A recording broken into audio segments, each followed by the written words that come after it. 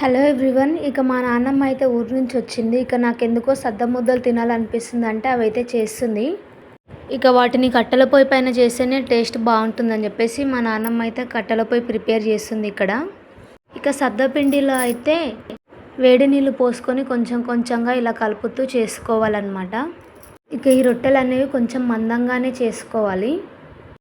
చాలా ఫాస్ట్గా చేసేస్తుంది మా నాన్నమ్మ అయితే.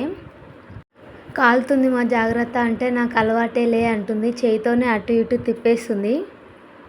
ఇక్కడ మా అమ్మ అయితే నానమ్మకి హెల్ప్ చేసింది. బెల్లాన్ని అయితే చిన్నగా కట్ చేసి పెట్టేసి వేడిగా ఉన్నప్పుడే ఈ రొట్టెలు అనేవి చించి ముక్కలుగా చేసుకోవాలన్నమాట. అలా వేడి మీదే బాగా కలిపేస్తూ ఉండాలి గట్టిగా. ఇక్కడ మా పాప చూడండి ఎంత ఇన్నోసెంట్గా కూర్చుందో కదా. అయినా పెద్దవాళ్ళకి చాలా ఓపిక కదా అసలు.